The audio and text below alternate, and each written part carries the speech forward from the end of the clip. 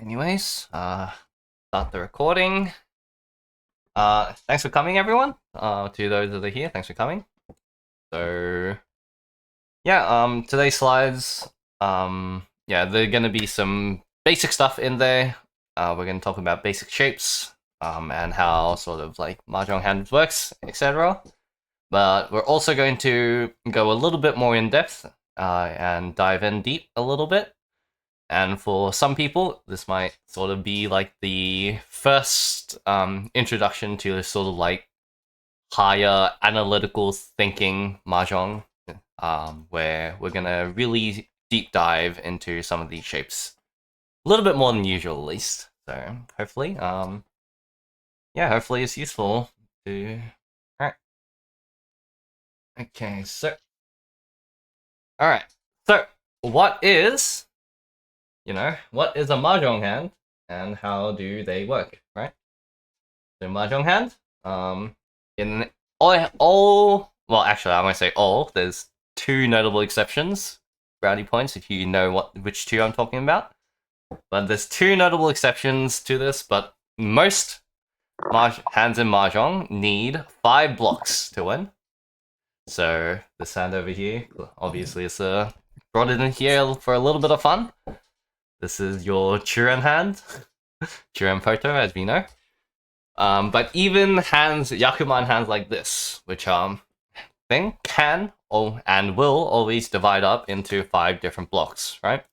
So in this case, I divided up the blocks for you. It's one Mananko, 2, 3, 4, 6, 7, 8, 9, 9, 9, with your 5, 5, 5, 5 man pair. And all Mahjong hands consist of these kind of 5 blocks, right?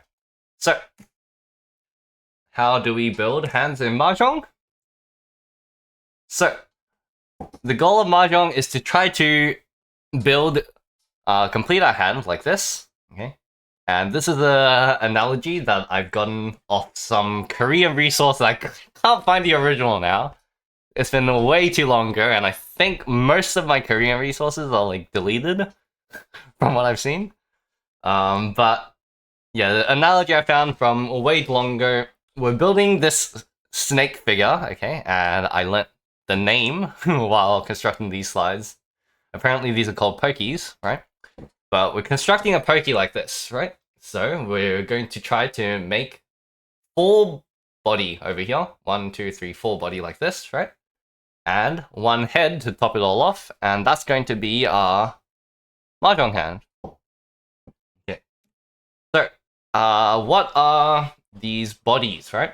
So these bodies, and I'm going to talk a little bit on the Mahjong terminology as well, because it gets important.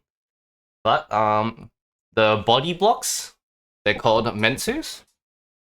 And sequences like these, the 2, 3, 4, and the 6, 7, 8, these are called the shunsus, the runs. And triplets are called kotsus. Right? So these kind of like sets of 3 blocks are what constructs the bodies. And we need 4 of these body blocks over here. And then all hands, or anything, right? Everything needs a head. Okay, you would be dead if you don't have a head. So, all hands need a head. And these heads come in the form of pair. So if you noticed, people, there might be like Mahjong book that talk about like 2-head theory, 3-head theory, whatever. What the heck is a head in a Mahjong hand? It's the pair. It's these sort of like pairs in the hand. We call them the head. And the goal here and the idea here is we need to build these snakes, right? We need to build these pokies in efficiently, as quick as possible before other people in order to win, right? So, what are the ingredients to building these sort of hands, right? So let's talk about that. So we're going to be, as I said right at the start, all Mahjong hand needs 5 blocks to win. So what kind of blocks exist, right? I'm sure most of the people here know this already. But quickly going over what kind of blocks actually exist in Mahjong. There's these Penchan hands over here. penchans. So I think the English translation is like the edge weight. No, I think that's the ramen actually. Okay, don't ask me the English terminologies for it. I won't be using English terminology in my slides, and no other Mahjong player is going to be using the English terminology as far as I know. So yeah, get used to calling the Japanese names if you haven't done so already, I guess. But yeah, these are called penchans, the 1-2, and on the other side there would be the 8-9 shape.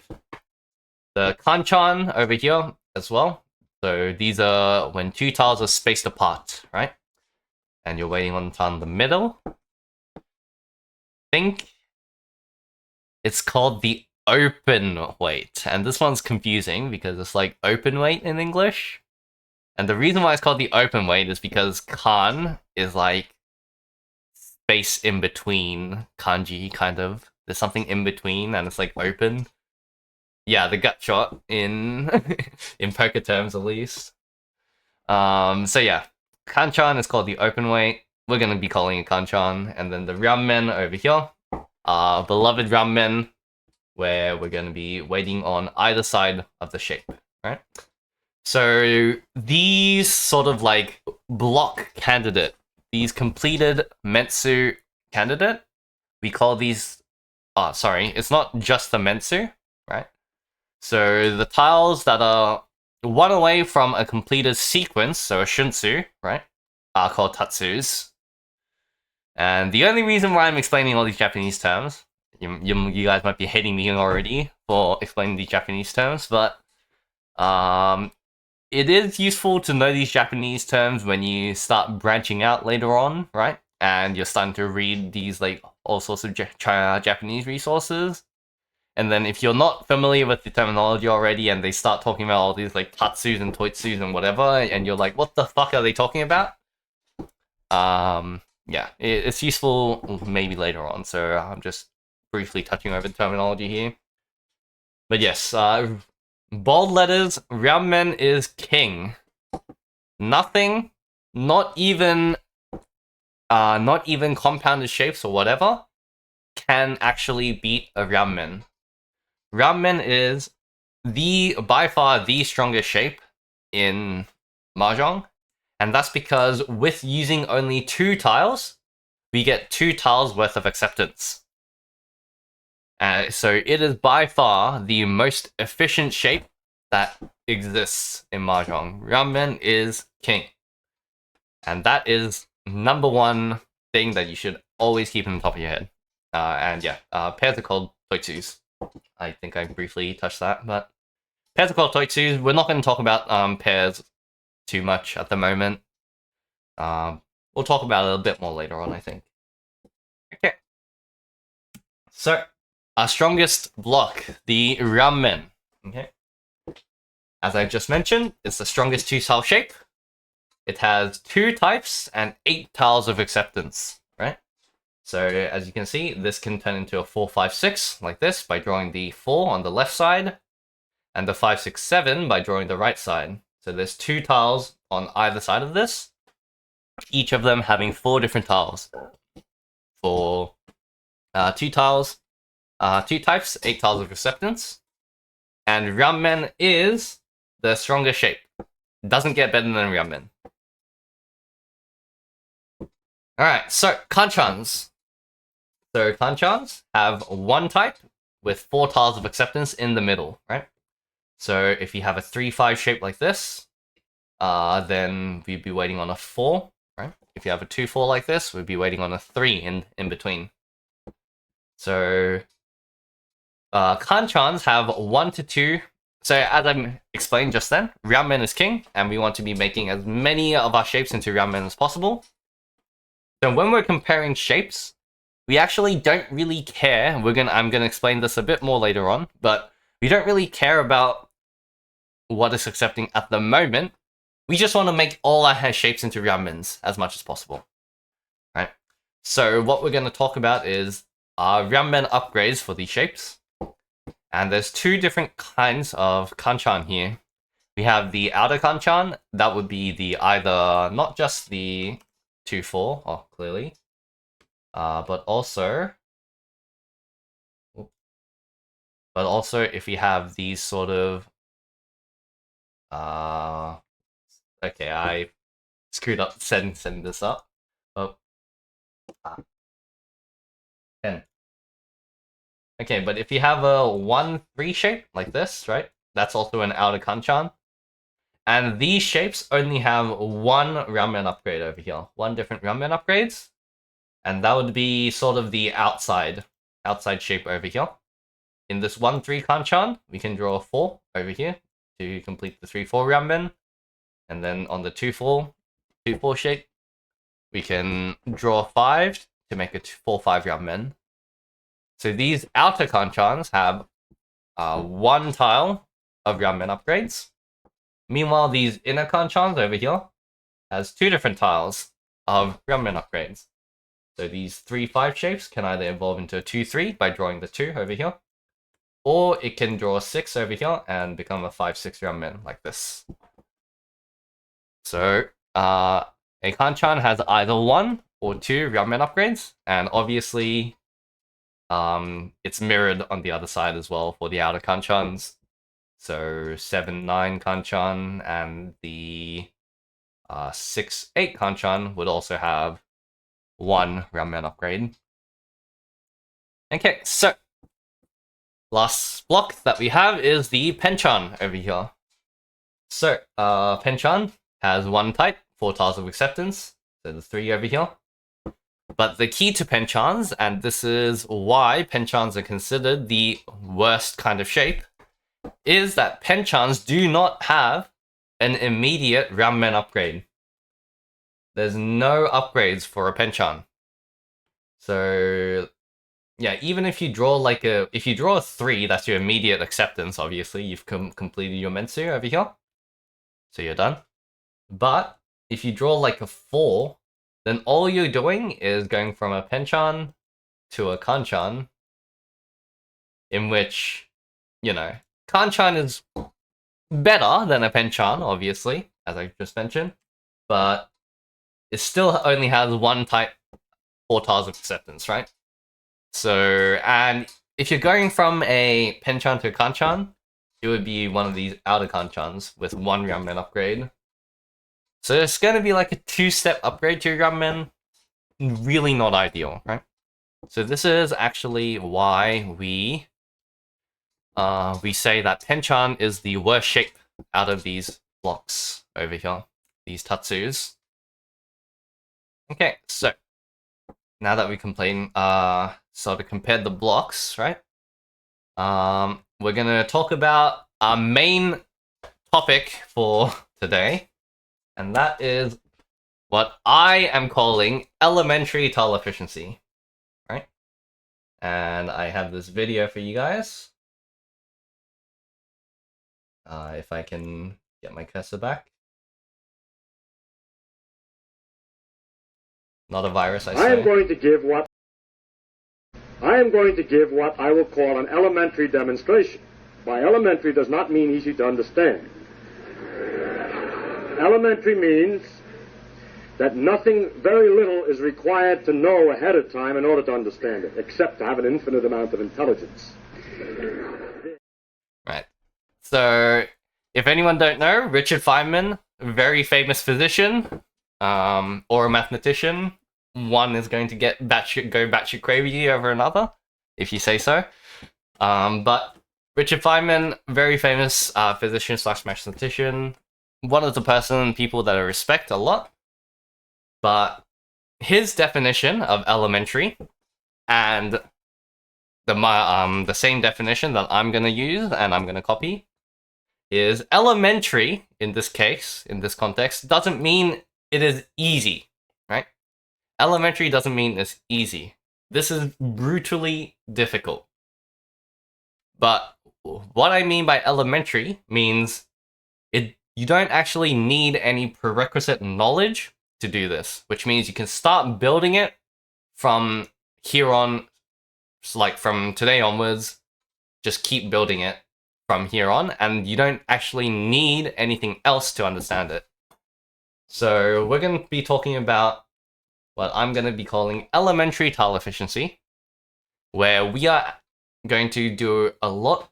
We're going to go a lot deeper than what people usually maybe go through, and we're going to really start figuring out what kind of shapes are possible, what kind of tile acceptance that actual tiles have.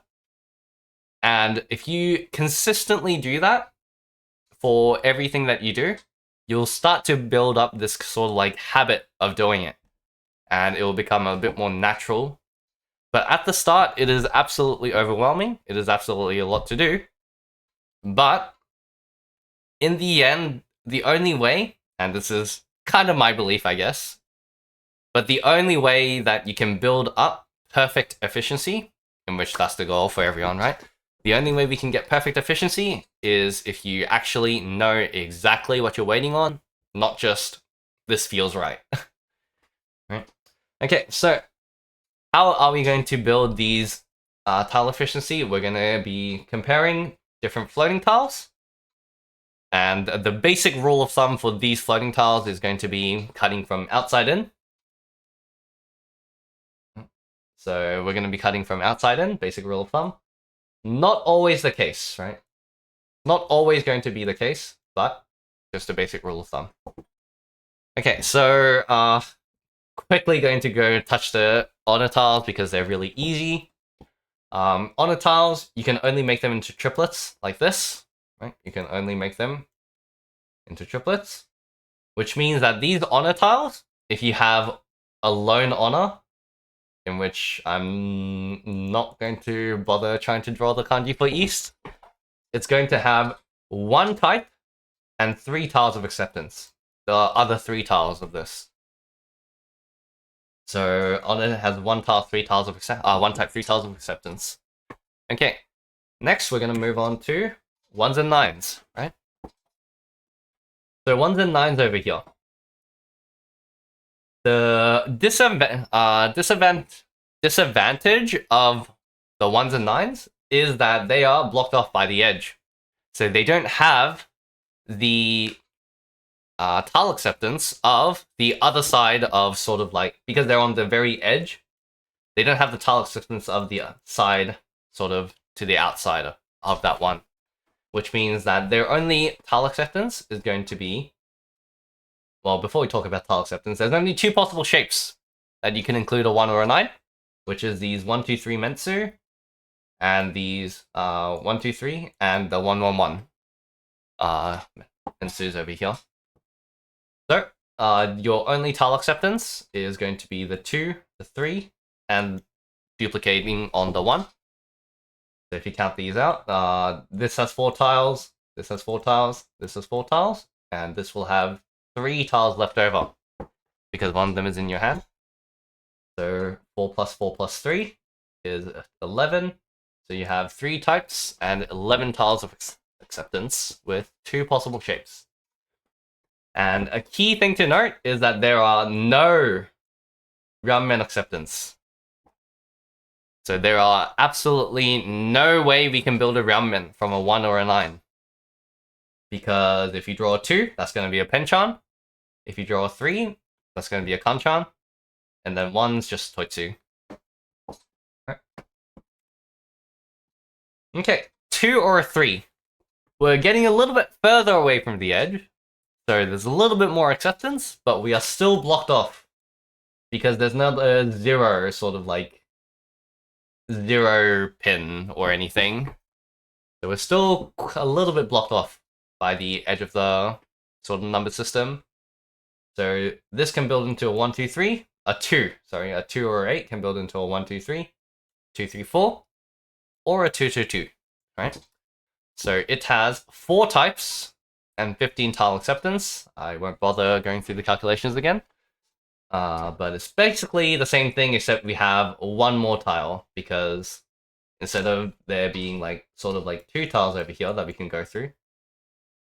Note that sort of our acceptance for the 1 pin extends 2 over, like that. Right, so 2-pin is our acceptance, 3-pin is our acceptance, and it goes 2 over in order to create a block, right? So that's why I'm saying there's 1 tile missing and 2 tiles missing on the other side of this 2 over. But from the 2-pin, 2 over is sort of like this over here. We're missing this thing. So we introduce 1 more tile of acceptance with the 2-pin, which means from 11 tile acceptance, we go from 11 to 14. So 4 more tiles. Key thing, a 2 or 8 does have 1 Ramen acceptance. If we stick the 3, right? If we stick the 3, the thing right next to it, that will create the Ramen over here. Alright. Now, these are the rest of the tiles. It's not 3 or 7, it's 3 to 7. Right? 3 to 7 all have the same efficiency, which is the maximum possible efficiency a tile can have. And it has 5 types, 19 tile acceptance. So, if you guys recall from the honors, right? If you have an honor east, this had 1 type, 3 tiles of efficiency, right?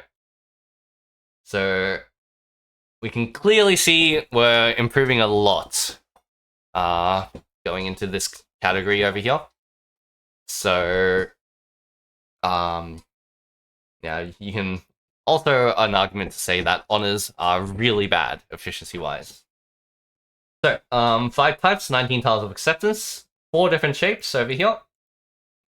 And then we also have 2 different Ramen acceptance for any tiles from 3 to 7, which is the 2 tiles on either side of that. Either side of that tile. Okay.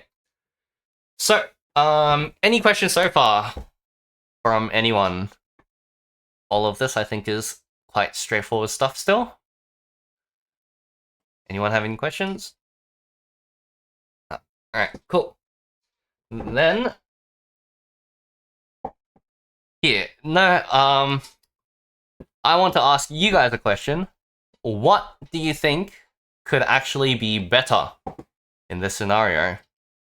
A penchant or an isolated tile 3 to 7? For simplicity's sake, let's just say this is a 5. Right? An isolated 5 or a penchant. Which of these would be faster?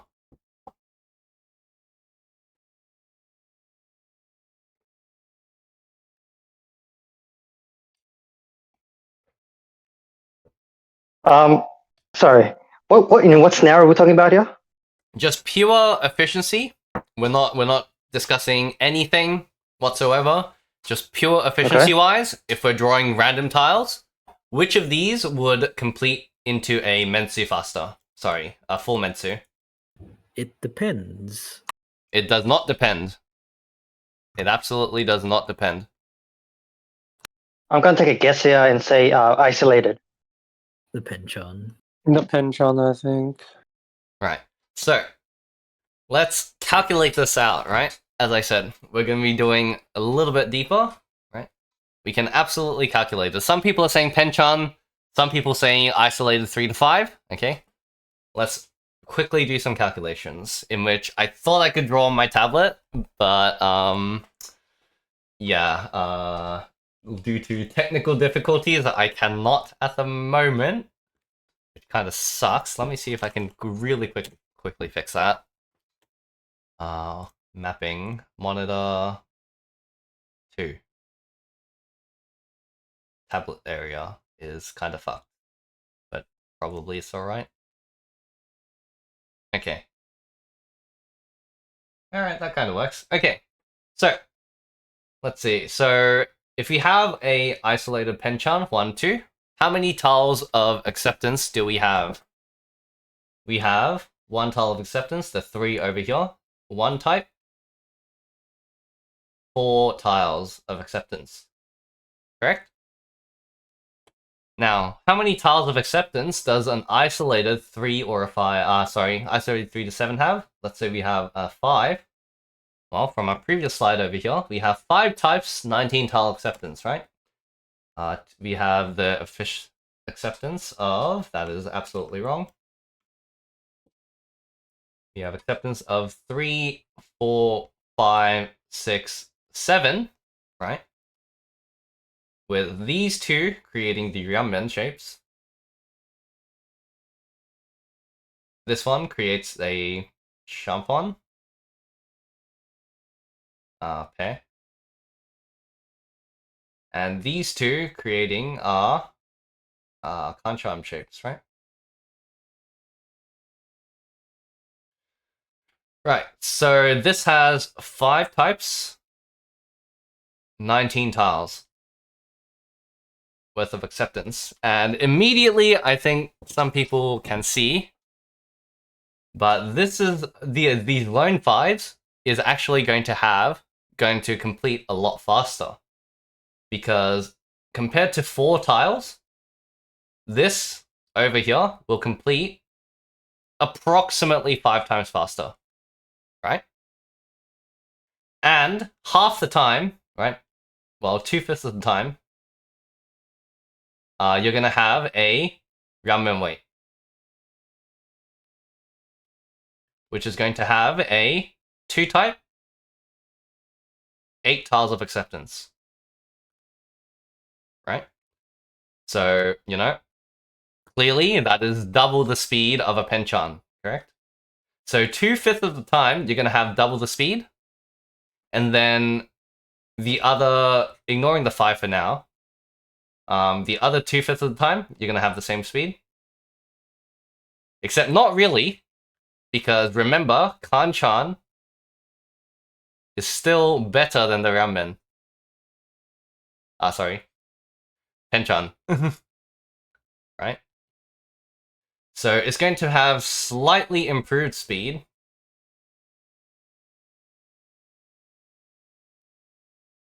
And then pair of 5 is going to be a slightly slower to complete a pair, but not by too significant a margin, and a pair can have its other uses later on as well, depending on the shapes of the other hand. But in general, a lone 3 to 7 is actually faster than a Penchan by 2 or 3 turns.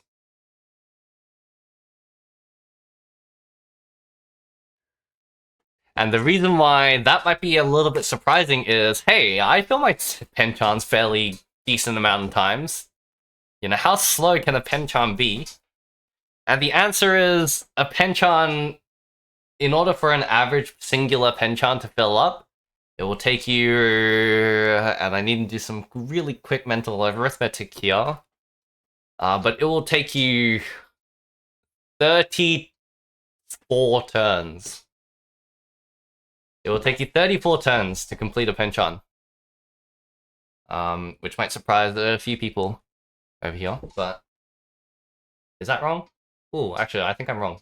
No, I'm correct. Yeah, 34 turns.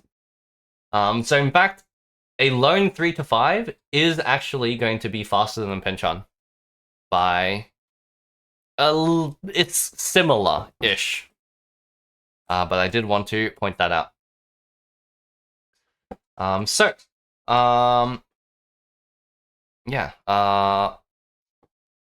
So why do I bring this up? And the reason why I bring this up is that, well, actually, I think it's better for us to talk about this later on when we're talking about something else. Okay. So let's quickly go over some notable shapes. This one over here, this shape over here, is called the Nakabukure. And the reason why Nakabukure is strong is because this, after you get rid of the 2, 3, and the 4 Mentsu, it is basically a lone 3. It is basically a lone 3, except this lone 3, this Nakabukure shape sort of eliminates the weakness of a lone pair, lone shape. Alright, so if you look at it, if you have a lone 3 normally, as I said, there was a sort of acceptance of 1, 2, 4, and 5, stretching out 2 to either side of it, right? But normally this 1 and the 3 would give you a 1-3 kanchan or a 3-5 kanchan. But if you look at it in the Nakabukure shape, and if I sumo the 1 pin over here, let's see if I can draw a really nice 1 pin. Okay, if I have a 1 pin over here, it completes into a 1-2-3 pin. 1-2-3 pin sequence, and then a 3-4 Ryamen. Right? So in fact, out of these 1, 2, 3, 4, 5 tiles of acceptance, you have 1, 2, 3, all 4 of these tiles over here will give you a Ryamen acceptance. So normal, normal 3 gives you 8 tiles Ryamen, and 8 tiles Kanchan. Right? With there is like, 3 more tiles of hair, but we'll ignore this for now. But a Nakabukure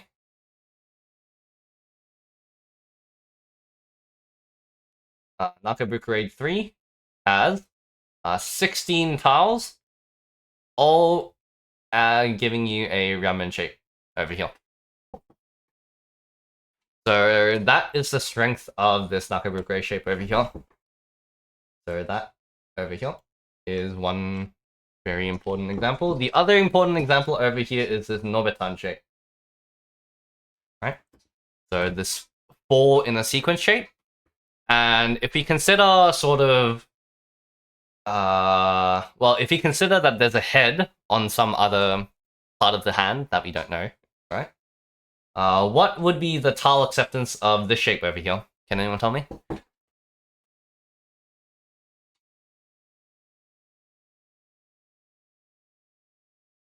2 to 9. So that will be 8 types. 8 by 4 be 32. 32 minus 4 you have over here will be 28. Yeah, so someone called out. It is actually all the numbers 2 to 9. Because you can treat this as 4, 5, 6. 4, 5, 6 block with a 7 isolated. Or a 5, 6, 7 over here with a 4 isolated over here. So it has all the acceptance of a lone 4, which is 2 to 6.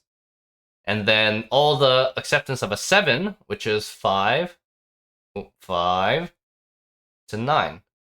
So all the tiles 2 to 9 are acceptance, right? In which we're gonna have Nobetan. Not a singular shape, but Nobetan 2 to 7, let's say. Sorry, 3 to 7. Right? Is going to have 8 types. And how many of these give a ramen or better tiles? Well, there's 8 types, and only 2 of them gives a kanchan, right? Quickly moving forward, only 2 of them will actually give you the kanchan, which is sort of like the tile space around 9 and 2 over here, right? These are the only 2 tiles that will give us kanchan, and the rest will actually give us a ramen weight or better. So 8 gives us a 3-sided weight, same with the 3. And also these tiles in the middle will also give us a ramen weight. So 5 would be sort of like similar to this Nakabukure shape. It's a 5, 6, 7 and a 4, 5 ramen. And the 6 will give you a 4, 5, 6 and a 6, 7 ramen over here. I said all of them except for the 2 and the 9. That's not true. The 7 and the 4 will give you sort of like a pear shape. As always, there's always pairs in these lone tiles. But we have 4 types. 4 types giving you ramen shapes, which 4 times 4 is 16, except we have 2 of them eaten up, right? So it's actually 4 types, 14 tiles, giving you ramen plus. And the other 4 types And remember, the 7 and the 4 is eaten up, one more as well, so another 14 tiles, sorry. Gives you bad weight. Right? So, these sort of are like the two shapes that can occur in normal play very often. And these shapes sort of like are very, very, very efficient, as you can see, right? Even compared to so Norbitan has 8 types and 28 tiles of acceptance. Right. So even compared to a normal 3 to 7, which has 19 tiles of acceptance, right? Nakabukure has slightly less tiles of acceptance because you're eating up some of these tiles that are used, right? 3 of them, to be exact. But all 16 tiles give you a Ramen weight, and as we said, Ramen is king. We absolutely want Ramens in our hand. Or the Norbitan, which gives you 14 tiles that are Ramen, slightly worse than a Nakabukure, but we also have 14 tiles extra that will give you a bad weight, but it's still a Tatsu that we can build a block from. So yeah, very important shapes. Oh, and also, fun little quote over here. Raisin, he's a guy that's on Twitch a lot of times. Saint 2 player from like 2 years ago. He's been Saint 2 since 2 years ago. And I really like this quote. Monkey together, monkey strong. Usually, when tiles tend to be together and tiles tend to be grouped up, they tend to become stronger. And I do want to point out that exceptions do exist always, and we're going to talk about one particular exception right after, actually, which is sort of like these kind of shapes. Right. So, I said way back like 4 slides ago, right, that 4 slides ago we said rule of thumb is going to be outside in, right? But here's a notable exception that can happen, right?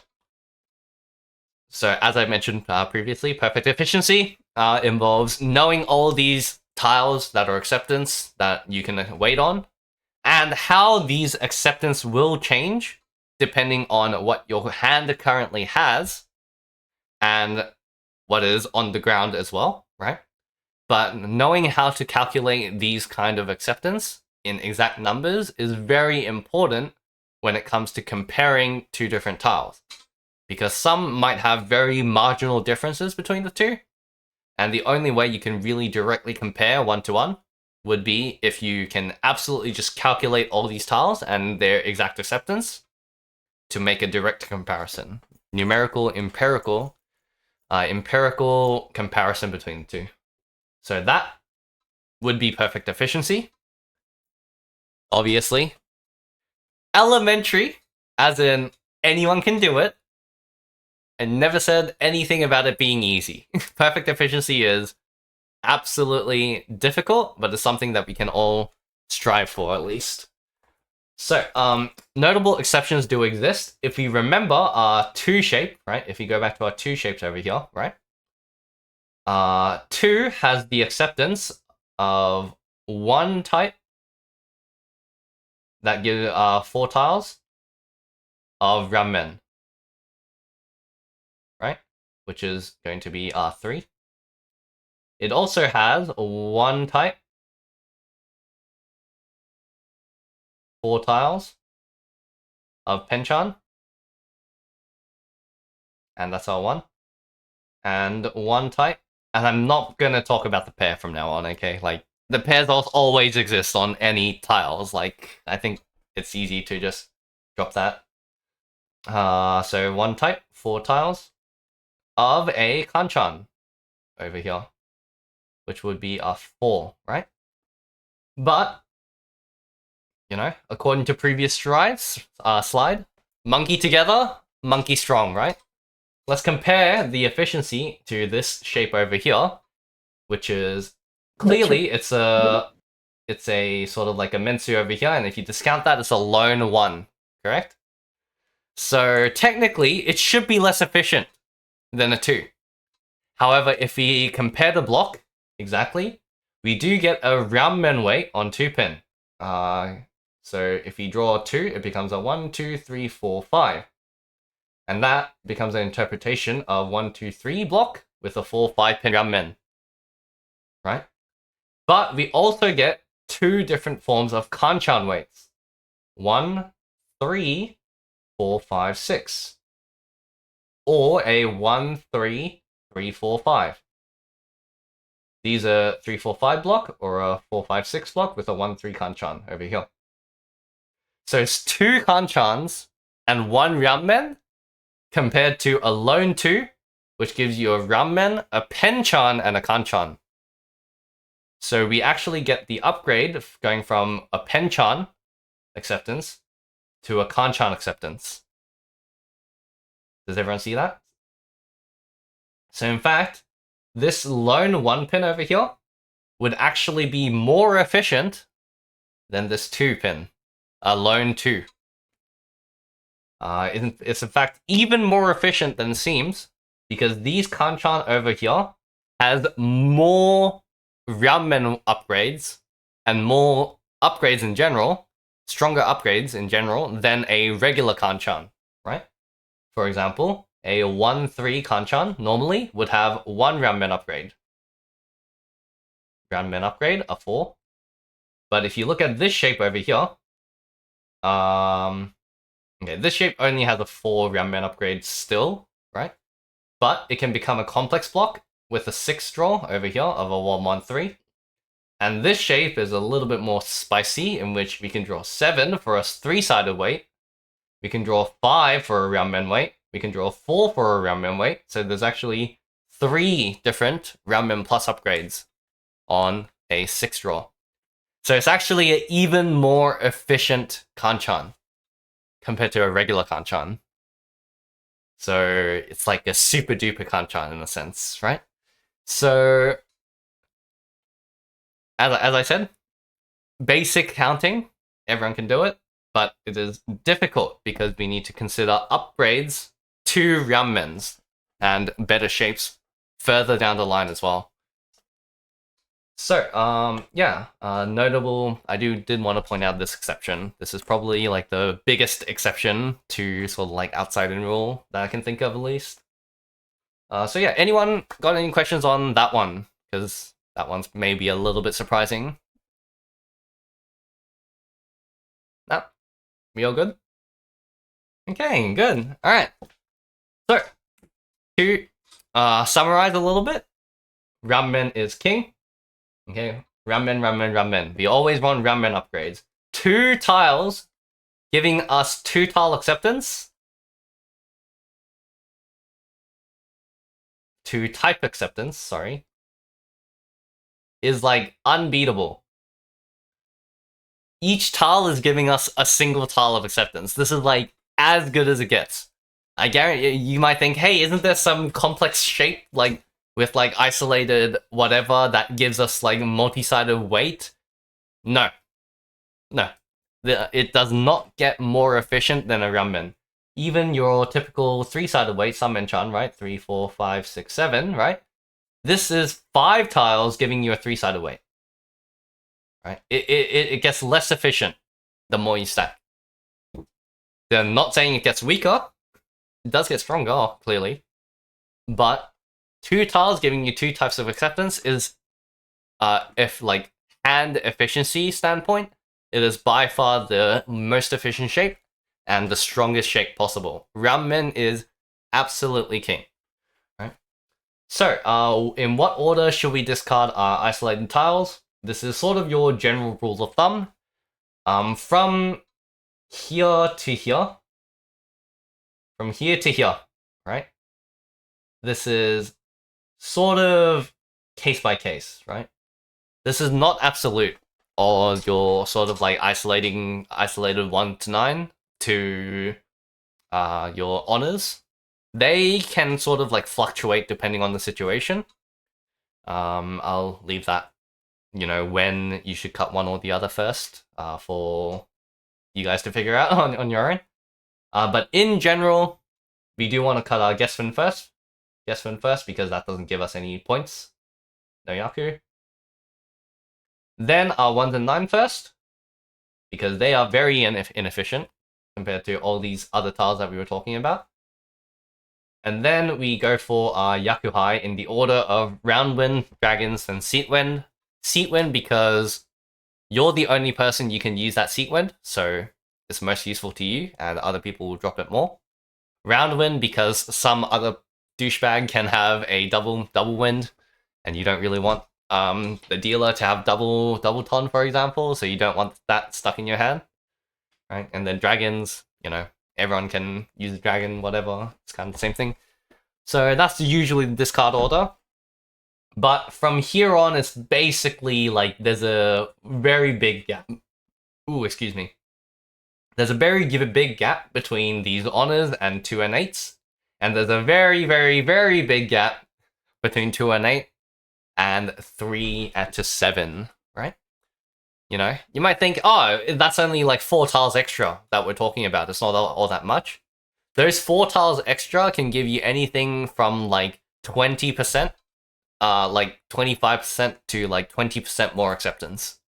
So you'll fill that shape 20% faster. It's not insignificant in the grand scheme of things. And I was going to talk about this sort of like next lecture, sort of when we were going to talk more in depth about 5-block theory, but since I have some blank space over here, you would also cut when you're comparing between blocks, right? You would cut in the order of Penchon to Kanchans to way out there, Avramin. Okay.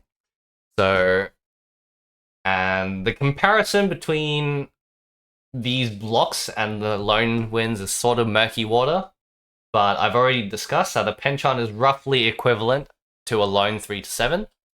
So let's assume you have a 3 to 7 that is in a Nakabukure shape, or a Nobitan shape, right? Or maybe it's Dora or something. Depending on your hand shape, and depending on the situation, feel free to, you know, don't hesitate too much on cutting your Penchons compared to your isolated tile. But I will have to leave an asterisk here, because this can be absolutely taken the wrong way for like, hey, cut all your Penchons because it's worse than an isolated 3 to 7. Don't do that. Really don't do that. I don't mean it in that way. But all I'm saying is there are certain situations that might arise where you might prefer a lone 3 to 7 compared to a Penchon. Usually just because, you know, if you actually manage to draw the Penchon is really good for you. Cutting the lone 3 to 7 is usually still better than cutting a full Penchon. Because filling up a 3 to 7 block usually on average takes you longer than the whole game. On average, it takes you longer than 18 turns.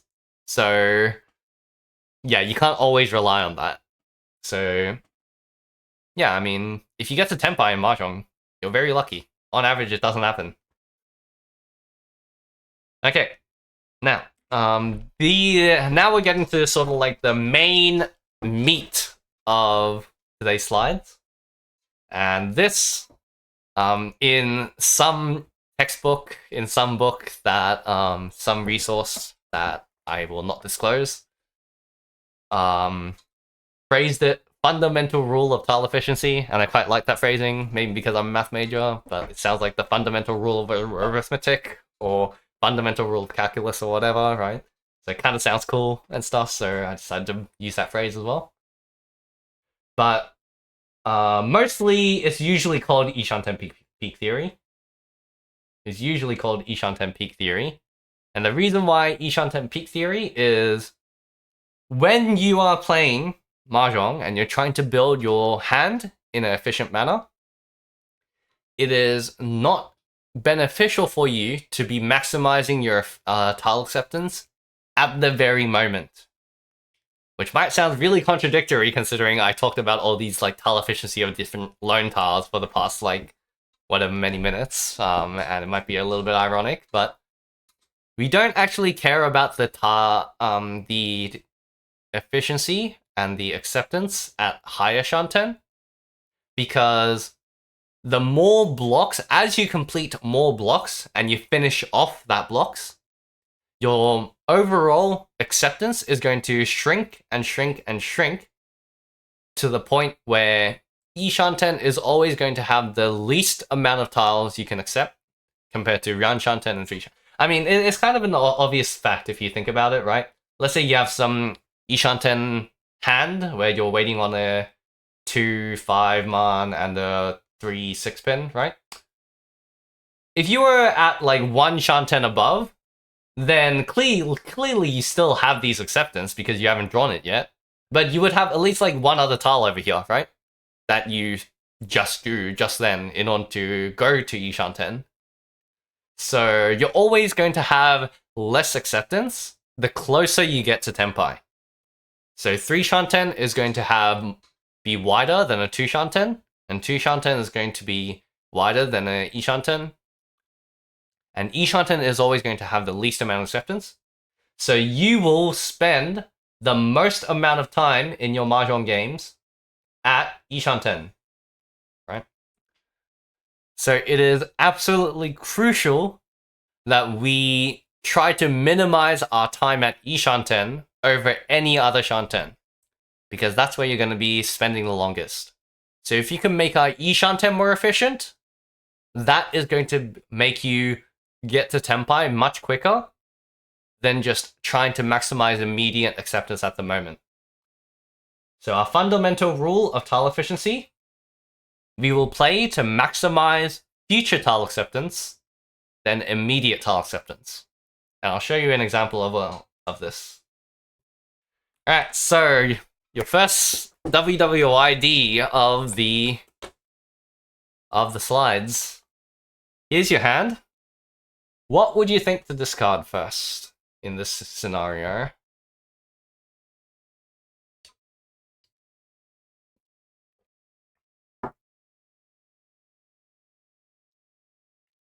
Alright, we have a 2-pin in the chat. We have another 2-pin. Any other guesses?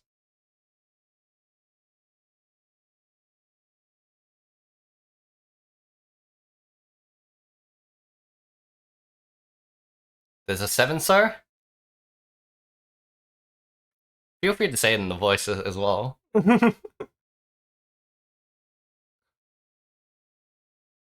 I'll give you guys a couple minutes to have a think about this. Trust me, boys. This one took me ages to find a good example of. Oof. I think most of my time creating these slides just came from figuring out examples of this, or at least a good example of it.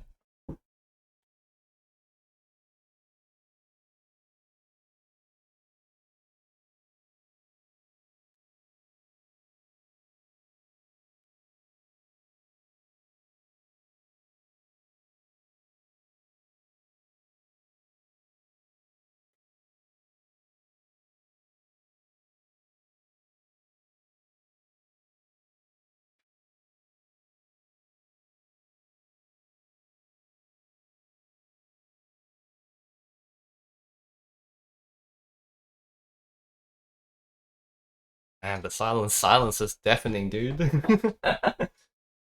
Maybe I should go like sing a song just as background music until you guys figure it out.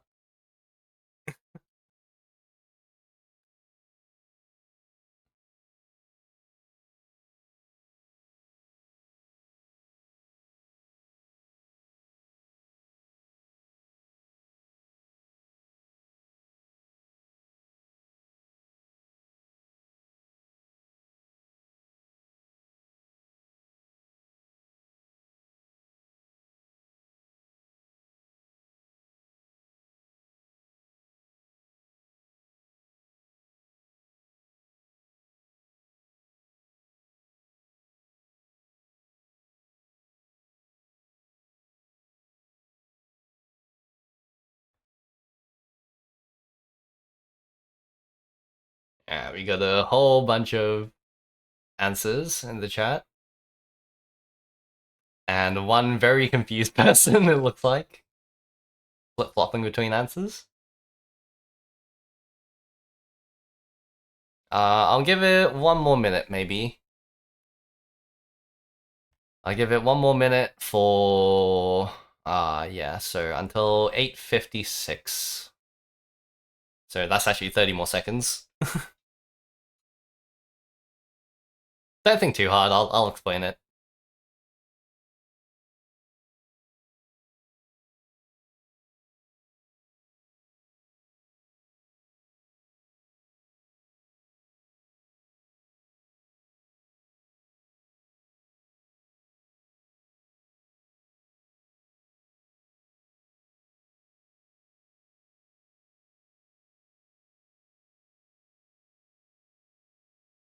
Alright, so it is 8:56, time's up. Alright, so now we'll do a deep dive on this hand. Let's see what our efficiency says. So here's the efficient, /2 data of this hand, right? And in fact, 4-pin is widest by quite a big margin, actually. 43 tiles. 4-pin is widest by far. And then there's also the idea of 6-mon and 8-so coming in second, with 37 tiles of acceptance, locking in ahead over there. And then your third efficiency at like way down there, 31 tiles, is the option of sort of fixing a round min over here. So 7-so, 5-mon, 1-pin we won't actually discuss here. But yeah, you have those options. Fixing a round min of 7-so, 5-mon, and then fixing a head with 6-mon or 8-so, or the 4-pin fixing the Ipeco shape, right? So, let's compare how these do exactly, right? So, 4-pin, what does this look like on the Ishanten hand? And we're going to assume from this hand we're just drawing the 1-4-so, right? So 1-4-so, that doesn't affect all three of those sort of discards, right? Okay, so let's say we draw the 1-so over here. And we discard the 4-pin and we do the 1-so. What does our efficiency look like? Our Ishanten efficiency, acceptance. We have a 15 tile weight, right? With exactly three of those tiles, which is the drawing the 3-pin over here, giving us a good weight. So if you draw a 3-pin, you sort of like fix your head and Riichi, right? Sorry, you'd well, okay, sorry. On a 1-mon draw, right? On a 1-so draw, you would fix a head with either the 6-mon or the 8-so, right? And then once you draw the 3-pin, you have a round min by cutting 7-so later on.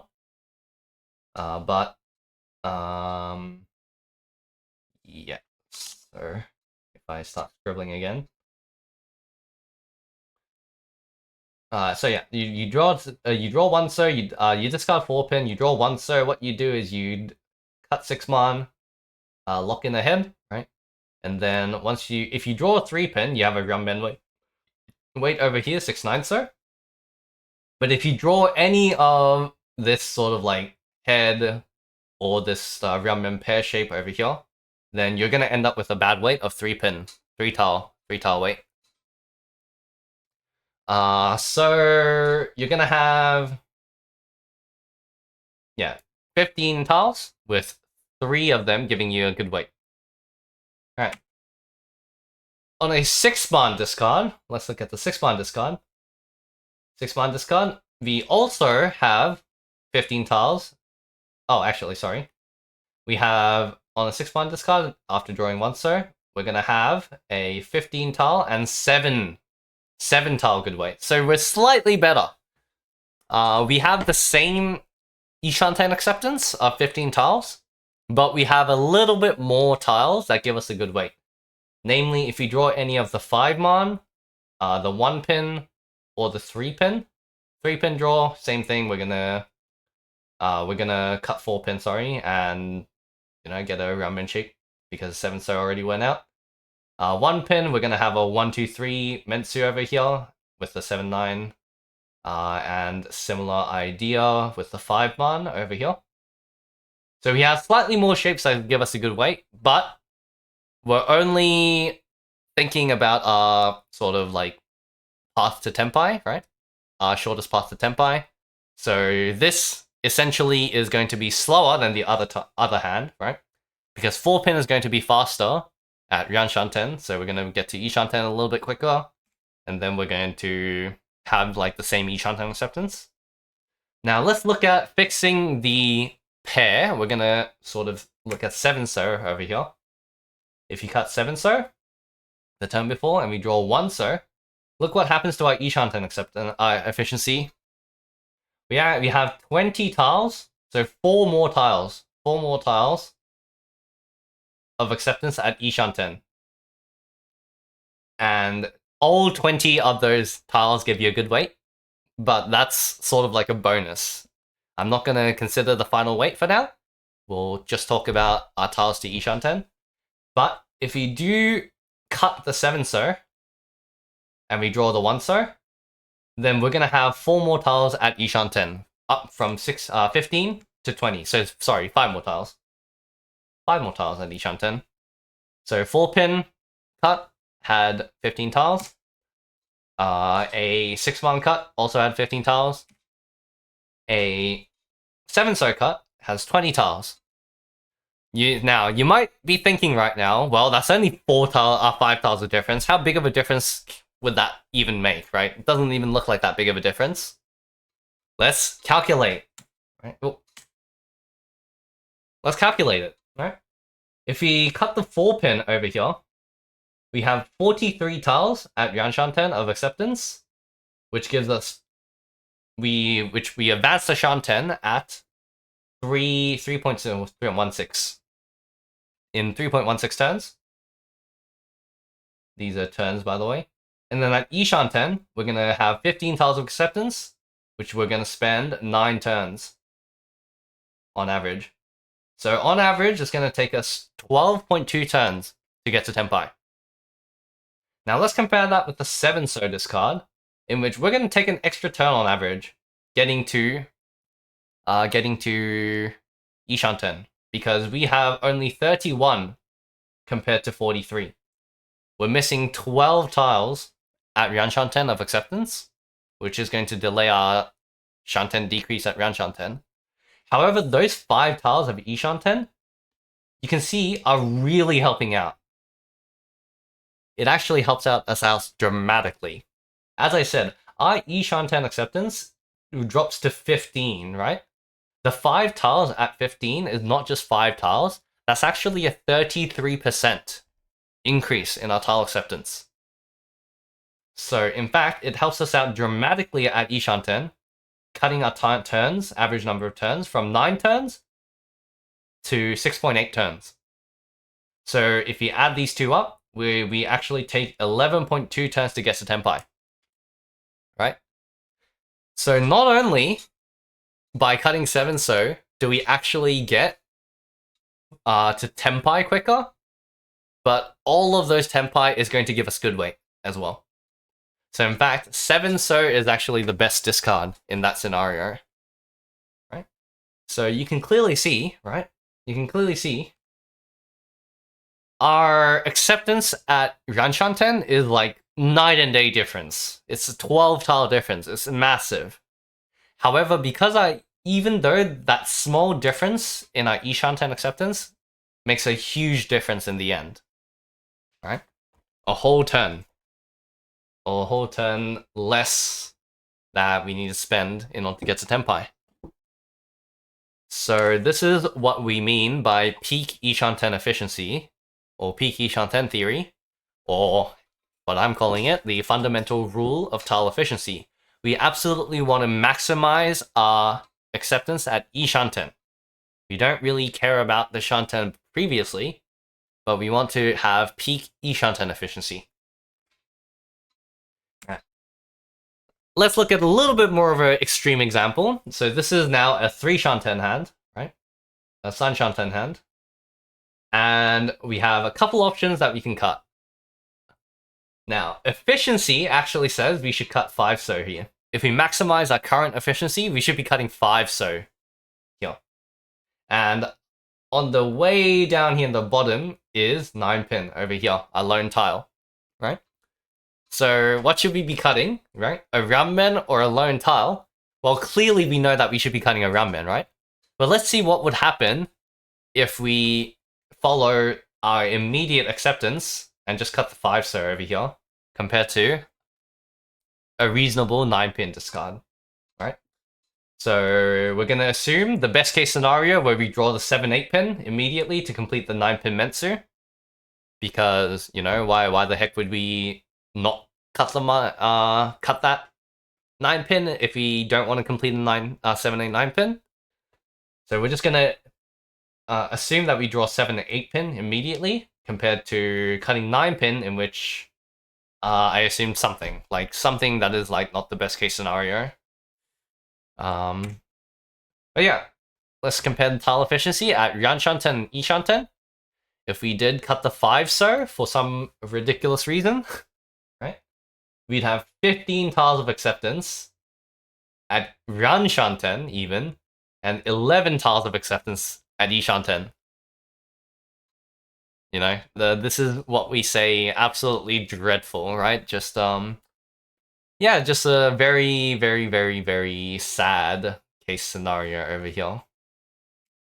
And then compared to a 9 pin cut, where we maximized our shape, and then we actually managed to draw like a 4 so, getting rid of our ramen shape, right? 4 so, that sort of cuts out a ramen shape. And we still have a 41 tile acceptance at Ryanshanten, and a 23 tile acceptance at Ryanshanten.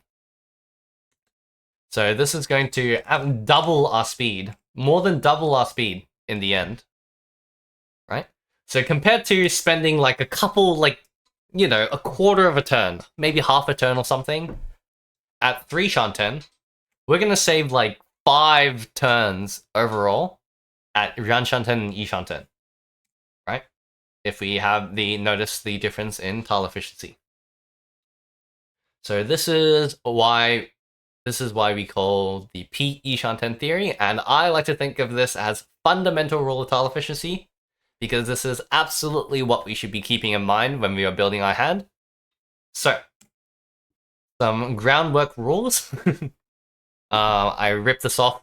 This is not rules made by me.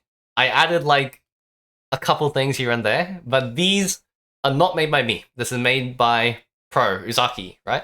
These are Uzaki's rules, so if you disagree, go complain to Uzaki. Okay, but to maximize our tile efficiency at Ishanten, our peak Ishanten theory, we need to, number 1, try to not have redundant tiles at Ishanten. So we want to have every tile contribute to the hand at Ishanten as much as we can, so that we can maximize our tile at Ishanten. We need to play to build good shapes. Okay, we don't care about acceptance. We want to build good shapes, and this is why I emphasized over and over again when we were talking about shapes that ramen is king.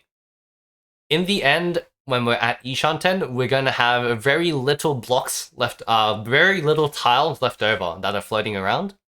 And in those situations, we need to be efficient with our tile usage. And ramen is the most efficient shape. It's the best shape. We absolutely want to build good shapes. So when we say good shapes, I'm talking about ramens. Ramen shapes.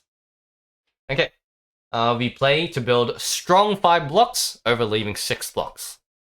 The issue with playing 6 blocks, the issue with playing multiple blocks, is that we are actually weakening our Ishanten if we do this.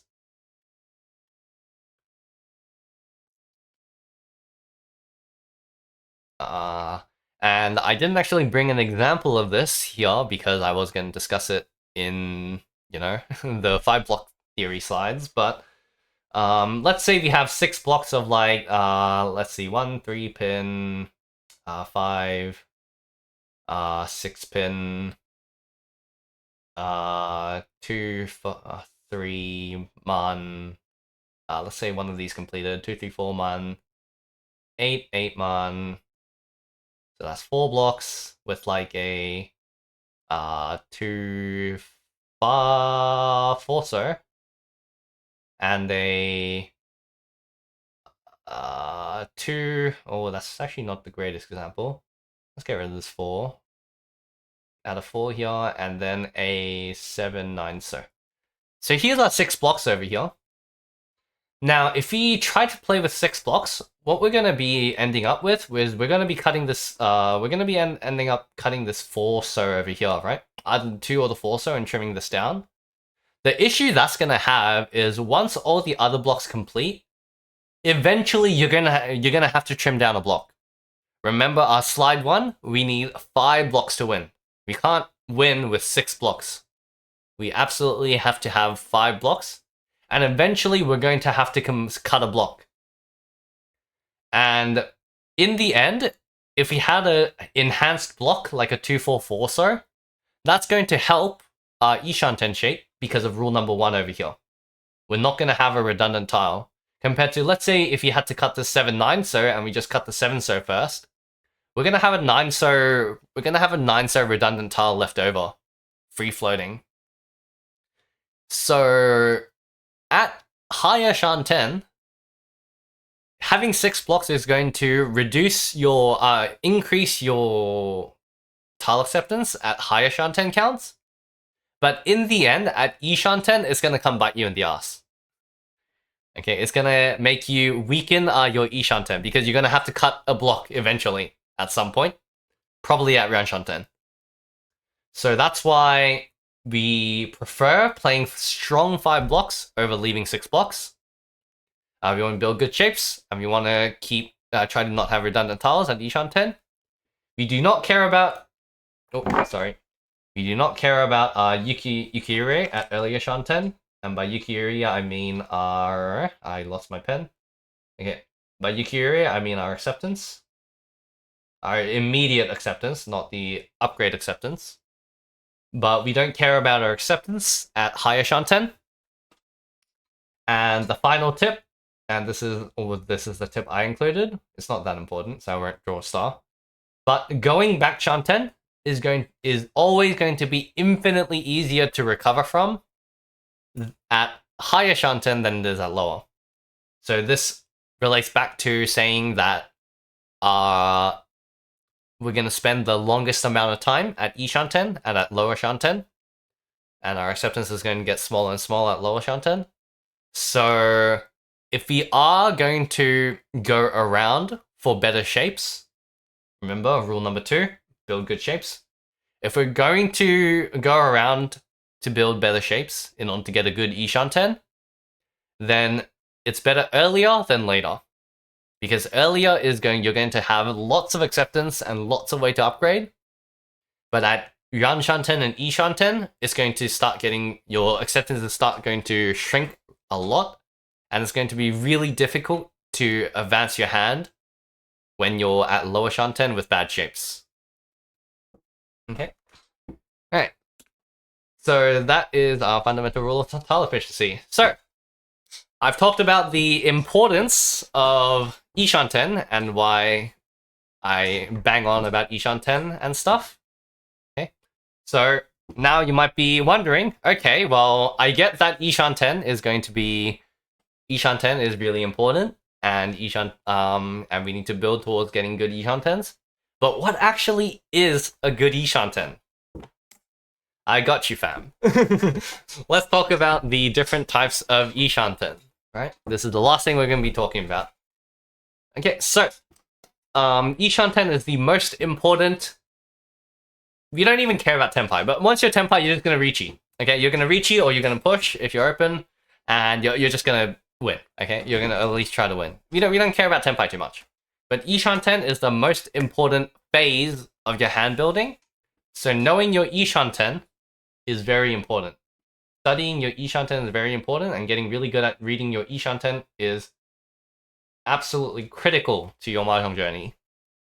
So, we have 4 different types of Ishanten that we're going to talk about. We have the floating Ishanten, we have the complete Ishanten, we have the headless Ishanten, and we have the Kutsuki Ishanten. So we're going to talk about those. Alright, floating Ishanten. This is sort of the Ishanten you're all familiar with. It's when you have this random tile left over, floating Ishanten. These are, by the way, in the order from least efficient to most efficient. We're going to be going in that order as well. So we're going from the worst to the best. So this floating Ishanten is the worst shape. It's the worst Ishanten that you can have, right? So it's called floating because we have this floating tile over here that we don't need as extra, right? So acceptance, we have 1 4-pin, and 4 7-so in this situation. Okay, so 1 4-pin, 4 7-so. So that's 4 tiles, 16 types of tiles. 4 types, 16 tiles. And just as a fun fact, if we do our quick calculation of what we've done previously on that Ishanten shape, if you have 136 tiles divided by 16 tiles, this is 8.5 turns. So on average, it will actually take you 8.5 turns to go from a Rammen Ishanten to tenpai, right? So this might be quite surprising to a lot of newer players because it's like, hey, Rammen seems like really good. 8.5 turns, that's like half the game. Like, what do you mean I can't tenpai this hand in half the game when I'm Rammen? Yep, it actually takes 8.5 turns in order to get to tenpai from this. So this floating Ishanten is worst Ishanten shape, usually. Alright, next we move on to complete Ishanten. The actual English terminology that people use is the perfect Ishanten. I absolutely hate the word perfect Ishanten though, because perfect makes it sound like it's like the best thing ever, right? You cannot get better from this. But, you know, as we're about to discuss, there's like way better Ishantens than what is going to be this type of Ishanten. So I'm going to be calling it complete Ishanten, and I think complete is actually a better translation of what they say in Japanese. Well, I don't know what they say in Japanese, but I know what it translates to kanji by kanji in Korean, and in Korean it's wanjon, which means like completed. So yeah. Anyways, it's complete because yeah, when we're not using any redundant tiles, right? Remember rule one of fundamental tile of efficiency. We try not to have any redundant tiles at Ishanten. This is our prime example of no redundant tiles. So we're using this extra 2-pin from that Rammen shape now. And now we have an extra acceptance of 8-mon and the 2-pin. 8-mon and 2-pin. Where they can sort of like triple up and become a Kotsu, a triplet. So we have 2 more types and 4 more tiles.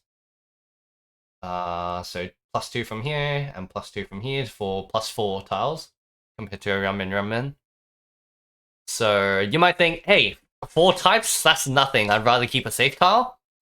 But if you remember from the previous slide way back over here, those 4 to 5 tiles of difference cut your tenpai time by 2 to 3 turns. It is actually a very big difference. So, complete Ishanten.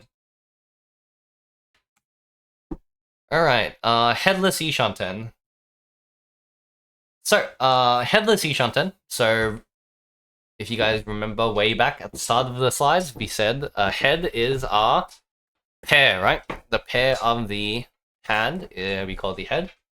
So because we don't have a head, we got no heads, it's called the headless. Very simple. And if you hear the Japanese people, if you hear how the Japanese people say headless, it's actually really nice. It's actually really fun. I don't know. It's really satisfying when you hear Japanese people say headless. Anyways, so yeah, headless Ishanten, it has no head. And the key thing about this Ishanten is it accepts 6, 7, 8, 9-mon and 1, 2, 3, 4-pin. And the reason why it has this kind of wide range of sort of acceptance is we can sort of double up on any of these tiles over here. And if you double up, that becomes our head, and then we Riichi on the other side, right? We just wait on the other side. Unfortunately, they do not call it atamanashi. They just call it headless in the English. Yeah, yeah, whatever they say. I can't even imitate English. It's so unique. Anyways. So yeah, they call it headless. Yeah, all in katakana, headless. Anyway, so if you look at it, we can clearly see the 1-4 pin and the 6-9 man acceptance over here, right? But where do the other acceptance come in from? Let's say we draw 7 man, we just cut 8 man, and we say 7 man is our head, and then we're waiting on the 1-4 pin later on tenpai. Okay, so it has. So this ramen, they're all ramen weights in the end. This one also all gives us a ramen weight. But on headless shapes, we do have some ways of getting a bad weight over here. So we're gonna get a excuse me. We're gonna get a two-sided weight or a ramen weight if we draw the head first. If you draw the head side first, then we're gonna have a ramen weight. So 1, 2, 3, 4 of these tiles are going to give us a ramen weight, except so there's 4 tiles, 16 types, except there's 1 of each, right? So instead of multiplied by 4, it's multiplied by 3 in this case. So there's 4 tiles, 12 types, gives us ramen weights. And the other tiles, the 1-6-9 man ramen and the 1-4 pin ramen, if we draw any of those, it gives us a final tanki weight. That gives us a 6-9, yeah, there's 16 types of those tiles. Okay. Now, this is still a headless Ishanten, right? But how does our acceptance actually change if we have actually a closed triplet or an anko? What happens if you have an anko over here? How does our acceptance change? What do we think?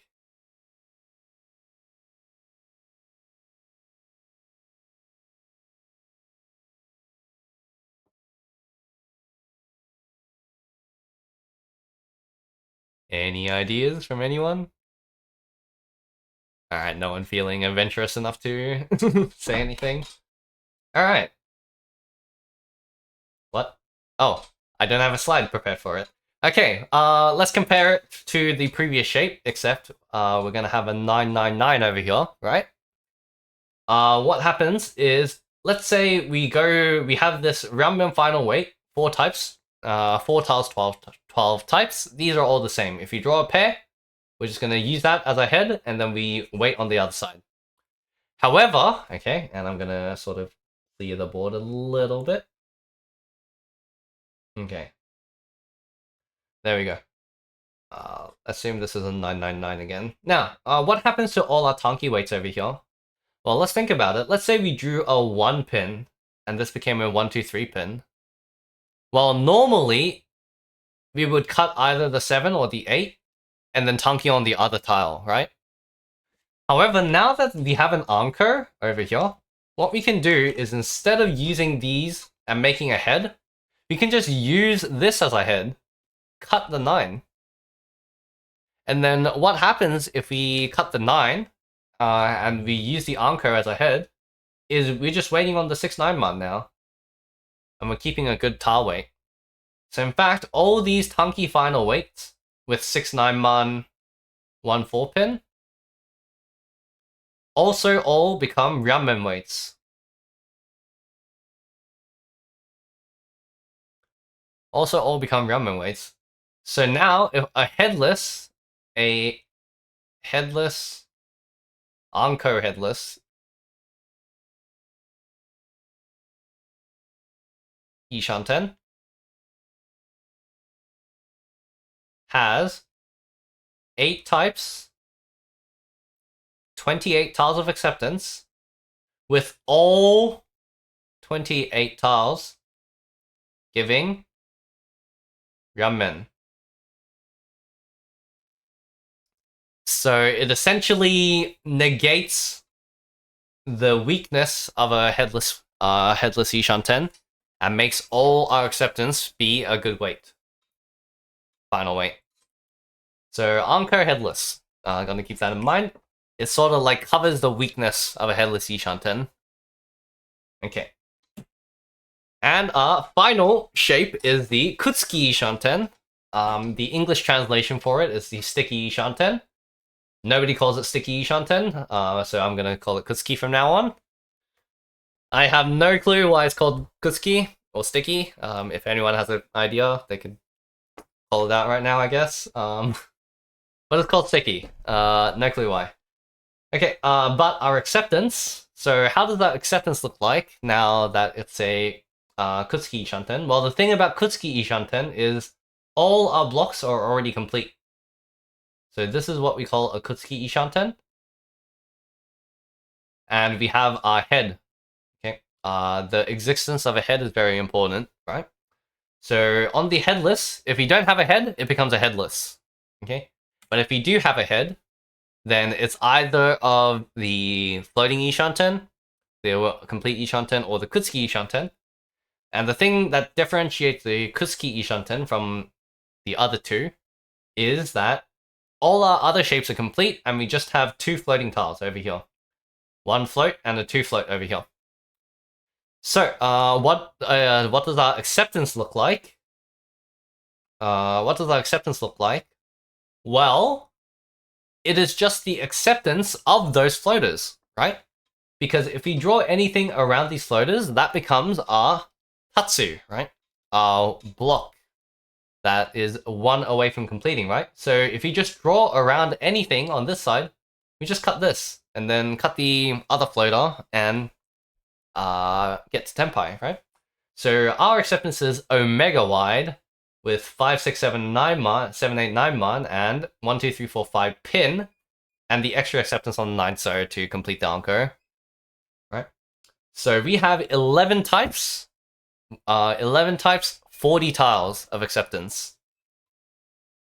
And that is our whole acceptance, is omega wide. So good weight, it happens when we draw round weights on either side, right? So these 4 tiles over here.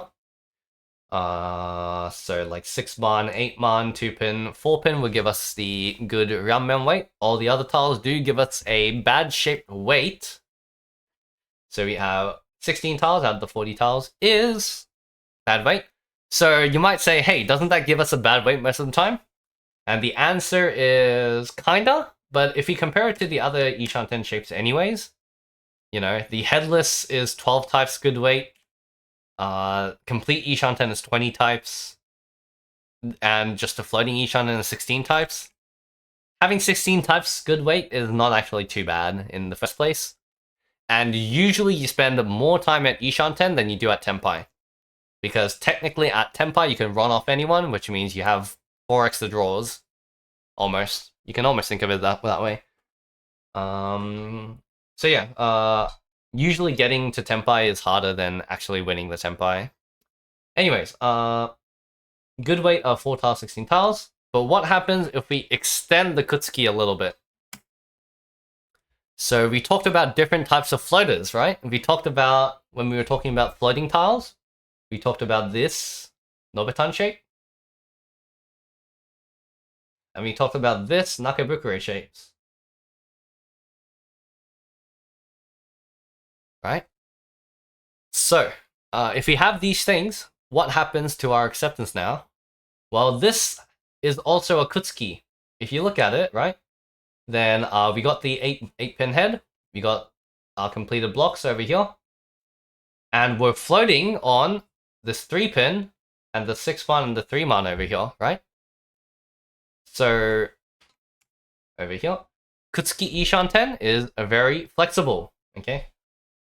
So Kutsuki Ishan is very flexible, and we're waiting now on 14 types and 46 tiles, with a whole bunch of these tiles resulting in a good weight. Actually, you know what? Don't know if anyone saw that. You know, pop quiz, what are our acceptance? Can anyone list out what our acceptance looks like over here?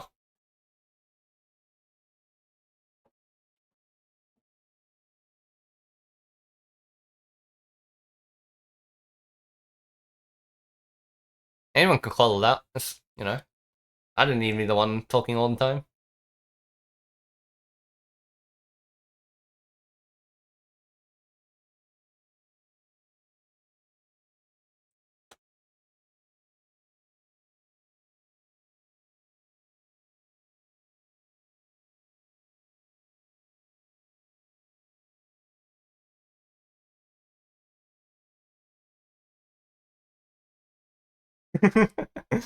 Looks like everyone's just sort of like waiting for another person to speak up. Doesn't matter if you get it wrong, it's fine. We're all learning here. I'm going to guess it is 14 types of 46 tiles. Yeah, but which 14 types and 46 tiles? Alright, SPT says 1, 2, 3, 4, 5, 6, 7, 8 mon. And 1, 2, 3, 4, 5 pin, and an 8 pin as well. And those are tiles. Does everyone agree with that? Does that sound alright?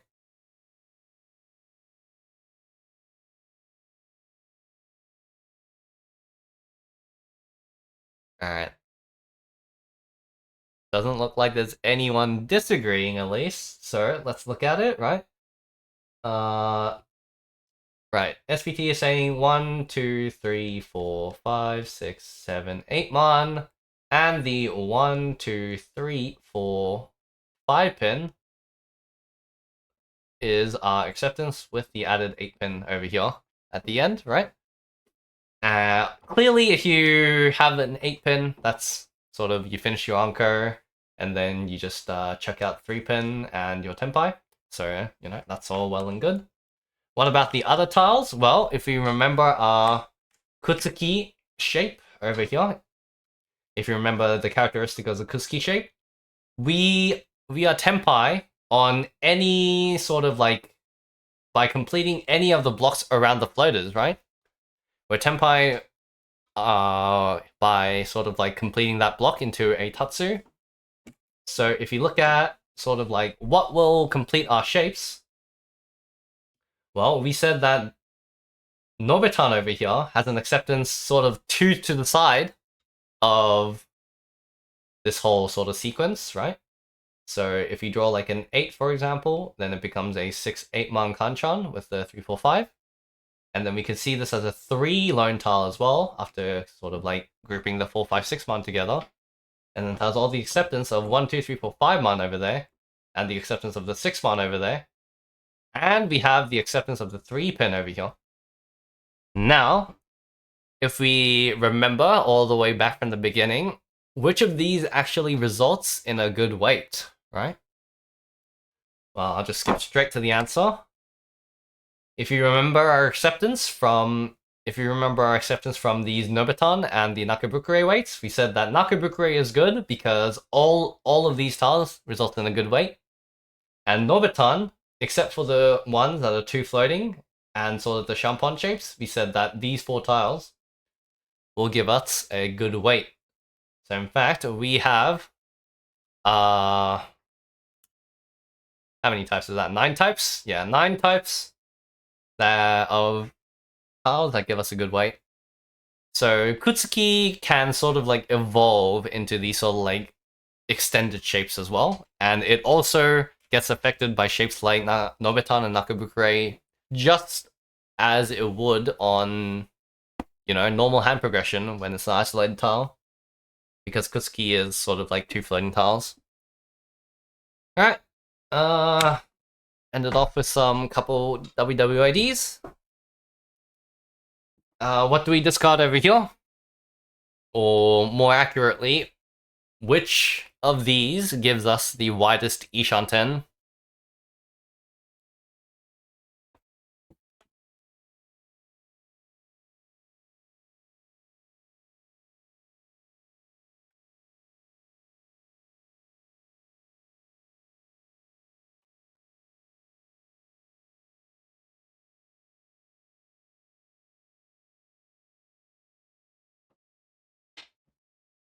Alright, let's see. We'll give it a couple minutes, maybe 2 minutes.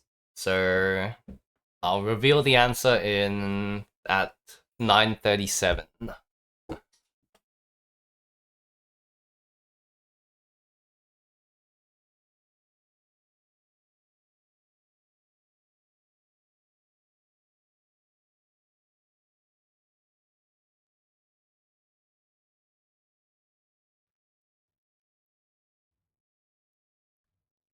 And bonus points if you can figure out what you're waiting on after you cut that tile.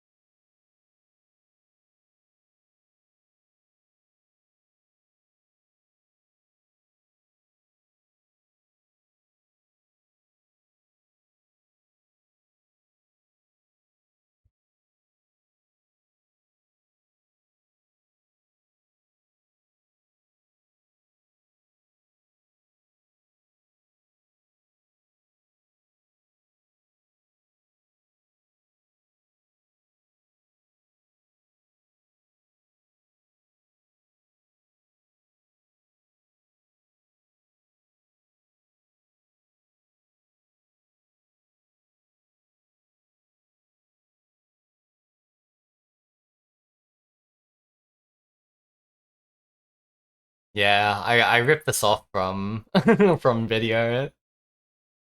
Well, this is a good WWID, and like, this is a good WWID in the first place, but like, I also couldn't be bothered thinking of these questions by here, so. Alright, so everyone is saying either 6-pin or 6-so.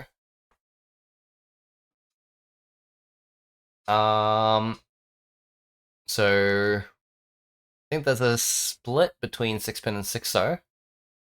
But I think the answers are sort of collapsing into those two. We'll see. We'll see. Now, how does this compare? Well, comparing the Ishanten shapes, what sort of gives you Ishanten in the first place, right? Let's see. 5-pin would give you Ishanten, 6-pin, 6-so, 4-man, 7-man. I think these all give you Ishanten. If you cut 5-pin, that would leave you at a headless Ishanten, right? Because you no longer have a head. Well, technically 6-so is your head. Yeah, I guess 6-so is your head. Huh. Okay, so it's not even headless if you 6-so, 4-man, either one of those is your head. But, so yeah, 5-pin leaves you with, like, some weird shape. 5-pin. But if you want to maximize your Ishanten, right? You want to get to the Kutsuki Ishanten, and either one of 4-7-man or 6-man, 6-pin or 6-so all give you the Kutsuki Ishanten. However, 6-so does leave you with like a little bit better final weight. So, 6-pin gives you 51 tiles acceptance, with 26 of those tiles giving you a better tenpai. Sorry. But if you cut 6-so, there's 46 tiles, but 32 of those tiles give you a good weight. So 6-so is a little bit more of a balanced cut. 6-pin is also not bad. But the point here is we do not want to cut the Manzu, because in the Kutsuki shape, right, if you leave this as a Kutsuki shape, then this is sort of like those extended Nobitan Manzu, except it extends, in this case, all the way over to the one man as well. So as SBT pointed out, all of 1 to 9 man is our acceptance over here. So we don't want to touch the Manzu, is the key point over here. So it's a toss up between the 6-pin or the 6-so. Yeah, all of num 1 to 9 man is the acceptance, and if you cut 6-pin, then all the Sozu 4 to 9 is our acceptance. And if you cut 6-pin 6-so, then all the things from 4 to 8 are acceptance, 4 to 8-pin. You have slightly more tiles with 6-pin because a lot of them are clogged, like eaten up already over here, but yeah. Overall, 6-0 gives you a better final shape, so 6-0 is slightly more preferred, generally, depending on the situation. Alright, next WWYD. This one's slightly harder.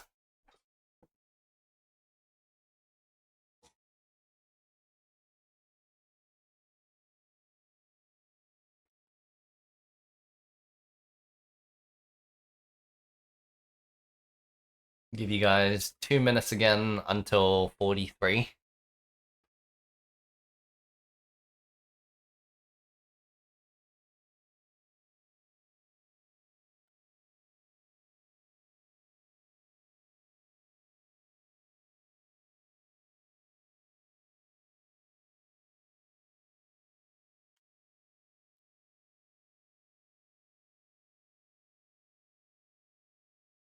Yeah, now we're getting some different answers.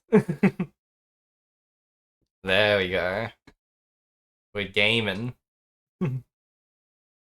See, Ishanten shapes, you know, even though I just mentioned all the Ishanten shapes, then they're not that easy to spot in an actual real scenario. But if you keep in mind your Ishanten shapes and you keep in mind what kind of tile acceptance those sort of like shapes would have, then this question becomes very solvable and very manageable. So try to utilize what we talked about so far.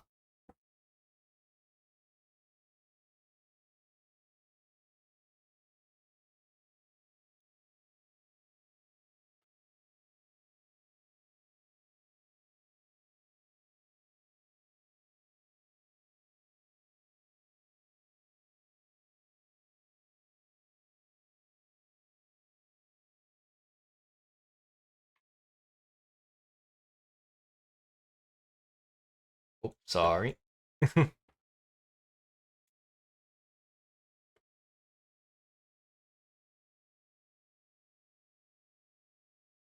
Alright, you guys have until I finish typing this into /2 to submit your answers. Alright, everyone have an answer in their mind? Alright. The correct answer here, and there is a objectively correct answer here, is... okay, well, 2-mon. So either cutting 2-mon, 6... sorry. Well, 6-mon should also give you Kutsuki as well. I must have missed it. 2-mon, 6-mon. Oh, I wrote it 6-pin, that's why, okay. 2-mon, 6-mon, and 4-pin is sort of all give you the Kutsuki weight, right? So you have these 1, 2, 3 floating tile over here, and here's your pair. Here's your head. Right? So, if you cut 4-mon over here, you fix this into a Ryankan, and you have some kind of Anko headless shape. Which, in itself, is actually, there's might be more tiles acceptance there than you might think. Because, as I mentioned, headless Ishanten is the second best Ishanten. It's actually not that bad. But the key thing here is you don't want to cut 4-pin, right? Because if you cut 4-pin, what are our acceptance? Well, our acceptance becomes surrounded by 6-mon. So the tiles all the way from 4 to 8-mon. And the tile acceptance around the 2-mon, which is 1 to 4-mon. In which I guess there's not that many overlap over there, but a lot of these tiles are already eaten up by your own hand. So there's really not that many tile acceptance there. So we want to leave this 4-pin. So it's a toss-up between 2-mon or 6-mon. And the correct answer here would be the 2-mon over here, because you lose 1 tile over here because there's no 0-mon over here, right? You skip down 2 and there should be a 0. That doesn't exist. So you lose 4 tiles over here compared to you losing 3 tiles by the 8-mon over here. So if you look, I thought I'd just give you the /2 over here. if you look over here, there's 33 versus 32. Right? So, and there's like a super overlap if you cut 4-pin. In fact, over 4-pin, it is probably better for you to cut the 4-man over the 4-pin in this case scenario, because the 2 and the 8, 2 and the 6-man are all so inefficient. Okay, so yeah, that is it. Those are the WWIDs. And here's my sources, kinda. Most of this, so if you wanna, well, I basically ripped off the Ishanten from this video, Ishanten stuff from this video. It's a very great video, you should go have a look if you sort of want to refresh or want to learn more. And the 5-block stuff from the Uzaku tile efficiency book. Alright, anyone have any questions they want to ask for today? So all this Ishanten stuff and block comparison stuff is definitely really going to help you out. Especially, I was mentioning this like before I started the stream to SPT, but there was this gold room player, your average standard gold room player with like 21%, 20 to 21% like win rate and stuff, but I taught him all this Ishanten stuff, and his win rate instantly jumped straight to like 26%. So yeah, this stuff, if you keep these Ishanten shapes in mind, and you try to maximize your Ishanten tile efficiency, then I guarantee you your sort of tile efficiency will drastically improve. Yeah, anyone have any comments? Can you go back to that second last what we discussed?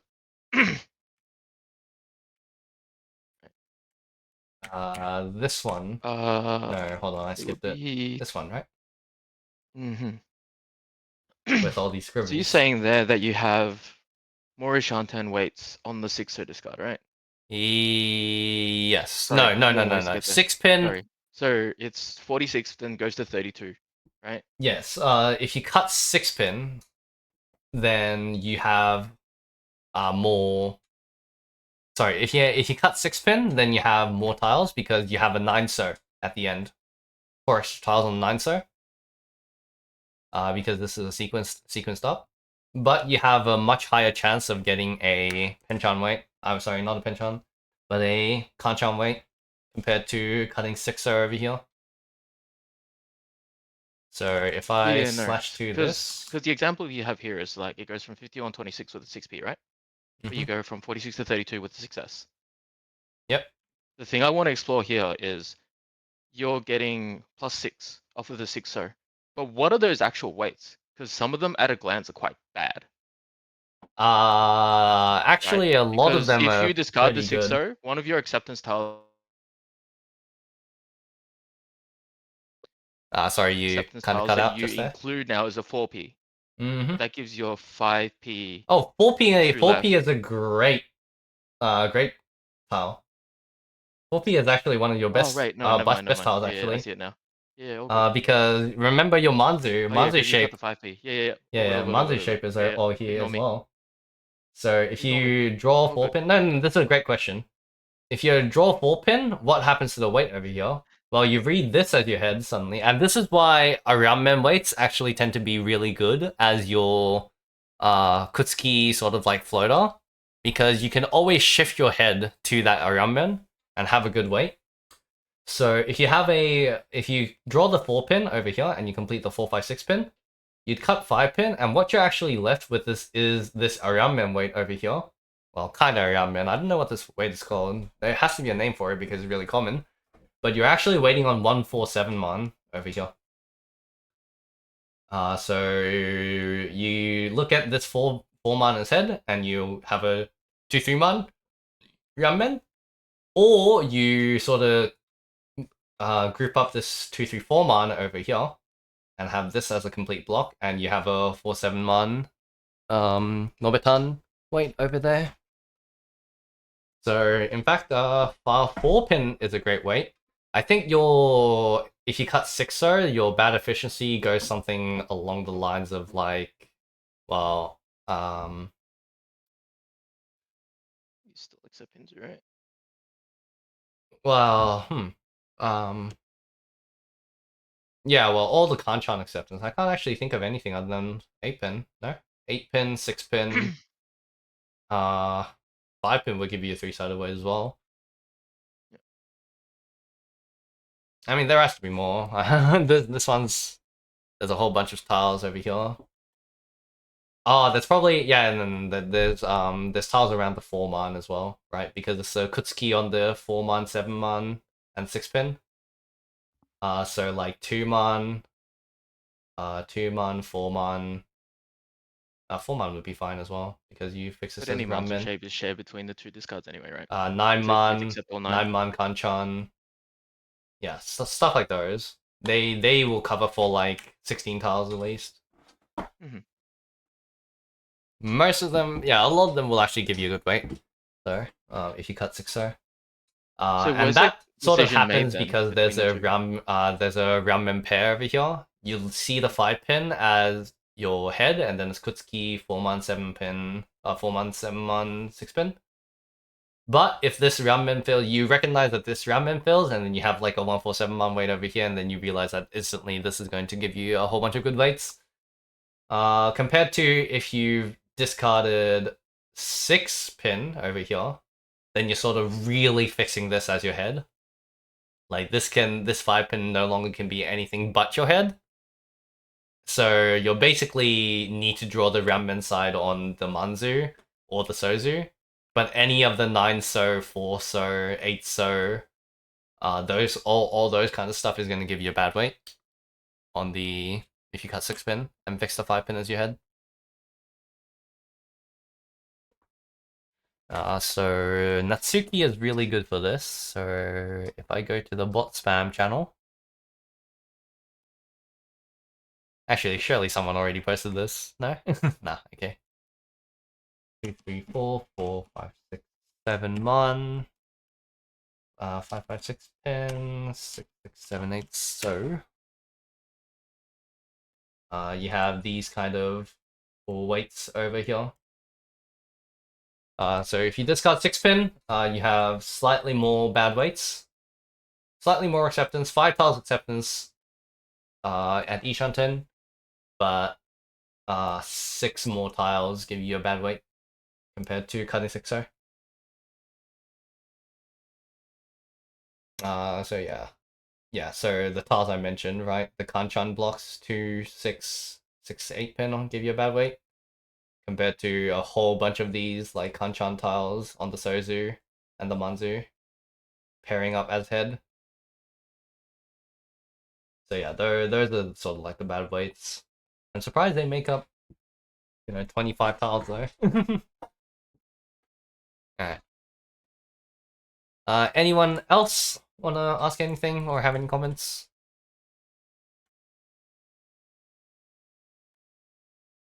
Nah. Alright. Okay, then if everyone's satisfied, I think that's all good then.